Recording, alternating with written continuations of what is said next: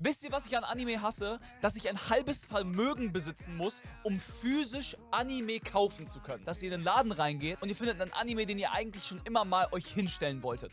Und dann seht ihr aber, es ist Volumen 1 mit 5 Folgen. Und dann gibt es davon aber Volumen 1, 2, 3, 4, 5, 6, 7, 8, 9, 10.000. Jedes Volumen mit 5 Folgen kostet euch gefühlt 30 Euro. Tut mir leid, aber was ist das für ein schlechtes System dahinter? Ey, jetzt mal ehrlich, wer kauft sowas für diesen Preis? Da muss sich unbedingt was ändern.